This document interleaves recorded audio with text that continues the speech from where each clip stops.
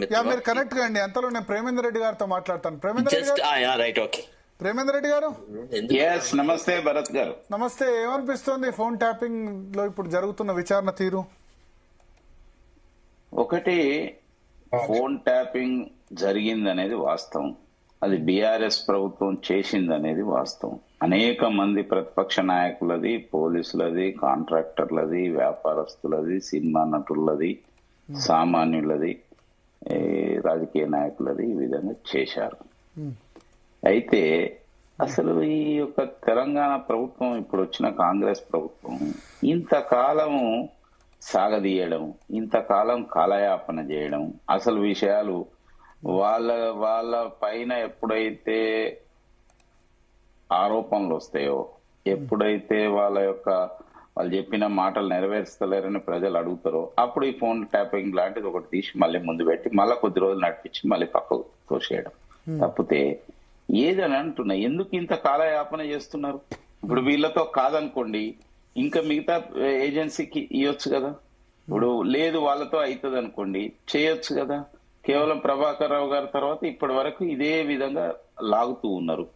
తప్పక ఇందులో ఏముంటది? ప్రభుత్వం ఉన్న తర్వాత కేటీఆర్, హరీష్ రావు, తర్వాత కేసీఆర్, వాళ్ళకి తెలియకుండా జరిగింది అనేది ఉండనే ఉండదు ఫోన్ ట్యాపింగ్. అయితే అవసరం కోసం అందులో హరీష్ రావు ఫోన్ ట్యాపింగ్ కూడా జరగచ్చు. అప్పుడు మంత్రులది, ఎమ్మెల్యేలది జరిగింది అనేది వాస్తవం. దాని కారణంగా దాంతోనే కదా ఫామ్ హౌస్ యొక్క ఇది ఒకటి ఫైల్స్ అని ఒకటి తీసుకొచ్చి దాన్ని ఏదో మున్గోడు ఎలక్షన్ లో గెలవడానికి ఒక ఆయుధంగా వాడి దాన్ని ఉన్నది లేనట్టు, లేనది ఉన్నట్టు సృష్టించి ఇదంతా కూడా చేసింది అదే ఉద్దేశంలో కదా. కాబట్టి ఇందులో ఏమి ఆశ్చర్యం కనిపిస్తలేదు. కాబట్టి ఒక అనైతికమైన జరిగిందా జరగలేదా? పక్కా జరిగింది ఫోన్ ట్యాపింగ్. ఒక అనైతికమైన యొక్క చర్యకు బీఆర్ఎస్ ప్రభుత్వం తెరలేపింది. గతంలో ఫోన్ ట్యాపింగ్ ఏ ప్రభుత్వాలైనా చేస్తాయి, కానీ ఎవరిని చేస్తాయి? ఎవరైతే ఉగ్రవాదులు ఉంటారో, ఎవరైతే దేశద్రోహులు ఉంటారో, ఎవరైతే సంఘ విద్రోహ శక్తులు ఉంటారో, ప్రజలకు నష్టం చేసే శక్తులను అడ్డుకోవడం కోసం ఫోన్ ట్యాపింగ్ అనేది సమ్ స్పెసిఫిక్ పీరియడ్ కోసం స్పెసిఫిక్ పర్సన్స్ ను ఒక పావుగంటో, అరగంటో, గంటో, ఒక రోజు, 2 రోజులు ఇట్లా ఉంటది. కానీ వీళ్ళు అలా కాదు, రోజుల తరబడి అనేక మందిని, వేల మందిని ఈ విధంగా చేయడం, దానికి పెద్ద బ్యాచ్ ని తయారు చేయడం, దాంట్లో వాళ్ళు కొంత మిస్యూజ్ చేస్తూ వాళ్ళ అవసరాల కోసం కొంతమంది వ్యాపారస్తులకు చేయడం, వాళ్ళని ఇది చేయడం, సెటిల్మెంట్స్ చేయడం, తర్వాత ఇవన్నీ కూడా మనం చూసాము. ఇది ఎక్కడ జరగలేదు దేశంలో. కాబట్టి అంతకుముందు ఏం చెప్పారు? ఇదంతా వట్టిదే అది ఇది అని చెప్పారు. తర్వాత రెండోది, ఇండియన్ టెలిగ్రాఫ్ యాక్ట్ ఎఫెక్ట్ అవుతుంది అన్న తర్వాత ఫస్ట్ కేసీఆర్ గారు ఫోన్ ట్యాపింగ్ చేసి ఆయనే ప్రెస్ మీట్ పెట్టి జడ్జిలకు అందరికీ అన్ని పంపించి తర్వాత ఎందుకు తగ్గాడు ఏంటంటే, నువ్వు ఎలా ఫోన్ ట్యాపింగ్ చేశావు వితౌట్ పర్మిషన్ అనేది వస్తుంది కాబట్టి అది వదిలేసి మళ్ళీ ఇంకోవైపు వెళ్ళాడు. ఈ లోపల కాంగ్రెస్ ప్రభుత్వం చెప్పింది. కానీ కాంగ్రెస్ ప్రభుత్వం కూడా కొండను తెలిసి ఎలుకన్నట్టు ఎన్ని రోజులు నడిపిస్తారు అంటున్నా నేను. అచ్చా, వాళ్ళు చేయలేకపోతున్నారు అనుకోండి, మిగతా యొక్క అంతకంటే మంచి మంచి ఇన్వెస్టిగేషన్ ఏజెన్సీస్ ఇవ్వమంటారా? సిబిఐకి ఇవ్వాలా? నేను సిబిఐకి ఇవ్వాలని మేము ఎప్పుడో చెప్పినాం. నా ఫోన్లు కూడా ట్యాప్ అయినాయి. మరి కాళేశ్వరం ఏమైంది? సిబిఐ నేను అనేది కాళేశ్వరంలో దేనికి ఇచ్చారు? 6 నెలలు అయింది సిబిఐకి. ఒకటి భరత్ గారు, మీరు మంచిది విషయం లేవనెత్తారు. మీ ద్వారా మన తెలంగాణ ప్రజలకు తెలుగు 6 నెలలు అయింది కాళేశ్వరం ఫైల్ కు. అదే అడుగుతా, కనీసం ఎఫ్ఐఆర్ కూడా దాఖలు చేయలేదు. మీరు బీఆర్ఎస్ ములాఖాత్ అని ఆరోపణలు వస్తున్నాయి. భరత్ గారు, అసలు సిబిఐని టోటల్ గా ఓపెన్ చేసినలా తెలంగాణకు లేదా? తర్వాత సబ్జెక్టు కండిషన్ ఏంటంటే కాళేశ్వరం మొత్తం ప్రాజెక్ట్ కా ప్లస్ ఒకటే ప్యాకేజ్ కోసమా? ఇప్పుడు ఎన్ని ప్యాకేజీలు ఎన్ని అయితే కాళేశ్వరం ఇచ్చారు? నేను టోటల్ గా ఇస్తే కదా. లెటర్ రాయండి, లెటర్ రాయొచ్చు కదా సిబిఐ.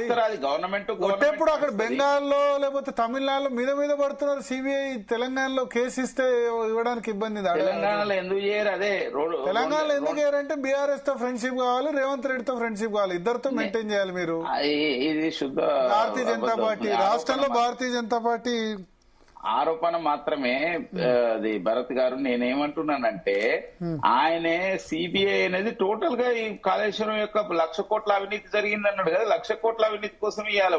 ఒక్క ప్యాకేజ్ గురించి ఒక్క విషయం గురించి ఇస్తే ఎలా అంటున్నా. అయినా కూడా అది గవర్నమెంట్ చూసుకుంటది. That is different. మేము చెప్పినాము ఈ విషయంలో సిబిఐకి ఇవ్వండి, ఎందుకంటే ఇది మీరు కేవలం మీ పరిధిలోనే లేదు, ఇది దేశవ్యాప్తంగా జరిగింది. అనేక మంది ఫోన్లు విన్నారు, జాతీయ స్థాయి నాయకులు కూడా విన్నారు. కాబట్టి ఇది చేయండి అని చెప్పాము, కానీ చేయలేదు కదా. తర్వాత వీళ్ళు వచ్చి దీనికంటే ముందు మాట్లాడిన యొక్క మాటలు, తర్వాత కాంగ్రెస్ పార్టీ మాట్లాడిన మాటలు మళ్ళీ వాటిని నెరవేర్చడం లేదు.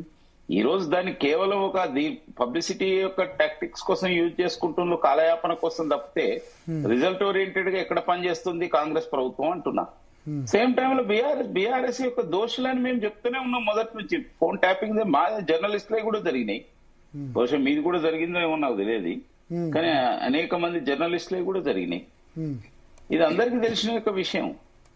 అసలు దేశంలో ఇంత కాళేశ్వరం సంబంధించి మీరు ఇన్వెస్టిగేషన్ చేయని వాళ్ళు దీని మీద చేస్తారని నమ్మకం ఉంది. మళ్ళీ అదే చెప్తున్నా, కాళేశ్వరం అనేది టోటల్ కాళేశ్వరానికి ఇవ్వాలి కదా. సిబిఐ ఒక్క ప్యాకేజ్ కోసం ఏమిటి? ఫస్ట్ అయితే ఆ ప్యాకేజీ మేడిగడ్డ కుంగిందో దాని మీద చేయొచ్చు కదా, దాని మీద ఇన్వెస్టిగేషన్ చేయొచ్చు కదా. నేనేమంటున్నా అంటే దాని విషయం ఇప్పుడు central government and state government రెండు ప్రభుత్వాలు మాట్లాడుకునే విషయం. మేము పార్టీగా దాని గురించి మాట్లాడేది కాదు.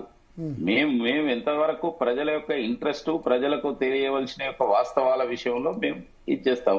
ఇప్పుడు ఇది కూడా ఎంక్వైరీ చేయొచ్చు రేపు వాళ్ళు కనుక కోరితే. ఇప్పుడు సిబిఐనే రాష్ట్రంలోకి రాకుండా అడ్డుకున్న వ్యక్తులు, హరీష్ రావు లాంటి వ్యక్తులు, లేకపోతే కేటీఆర్ గారు లాంటి వాళ్ళు ఇవాళ సిబిఐ ఎంక్వైరీ చేయండి మన బొగ్గు కుంభకోణం పైన అని చెప్పి అంటున్నారు కదా. అది ఎలా మీరు దాన్ని చెప్పండి, దాని విషయంలో మీరు చెప్పండి. రెండోది, కేవలం కాంగ్రెస్ టైంలోనే ఎందుకు చేయాలి, మొత్తం బీఆర్ఎస్ వచ్చినప్పటి నుంచి చేయాలి కదా. సింగరేణిని కుటుంబ ఆస్తిగా వాడుకున్నది బీఆర్ఎస్ కదా. కవిత గారి దగ్గర నుంచి మొదలు పెడితే అందరు ఎలా ఎన్ని వేల కోట్లు, తర్వాత కార్పొరేట్ రెస్పాన్సిబిలిటీ నిధుల కింద గానీ మిగతా వాటిని గానీ సిఎస్ఆర్ విషయాలు మిగతా అన్ని కూడా తీసి అవన్నీ ఏ విధంగా వాడారు, ఎన్ని చేశారు, 50,000 కోట్లు అప్పెందుకైంది, సింగరేణికి లాభములు ఉండవలసింది, ఇవన్నీ కూడా ఆలోచించాలి కదా. అసలు హరీష్ రావు ఎలా మాట్లాడుతున్నాడు ఇప్పుడు సిబిఐకి ఇవ్వాలని? ఆయన ఉన్నప్పుడు ఎందుకు సిబిఐ అడగలేదు? కిషన్ రెడ్డి గారికి లెటర్ రాశాడు ఆయన. అది కోల్ సంబంధించి కదా. అదే అంటున్నా, కోల్ గురించి చెప్తున్నా నేను. ఒక్కొక్క విషయం ఇప్పుడు అంటే వాళ్ళ యొక్క కన్వీనియన్స్ కోసం, రాజకీయాల కోసం మాట్లాడే మాటలు తప్పితే నిజంగా ప్రజల పట్ల వాళ్ళకి ఇది లేదని చెప్పి స్పష్టమవుతున్నది. కాబట్టి రెండు గవర్నమెంట్స్, రెండు పార్టీలు కూడా సేమ్ టు సేమ్ అనేక విషయాల్లో వీళ్ళ పైన మొత్తం విశ్వాసం తెలంగాణ ప్రజలు వాళ్ళ కోల్పోతున్నారు పూర్తి స్థాయిలో. వాళ్ళందరికీ కూడా అర్థమైపోయింది వీళ్ళ యొక్క drama politics both are. Okay, Sharath గారు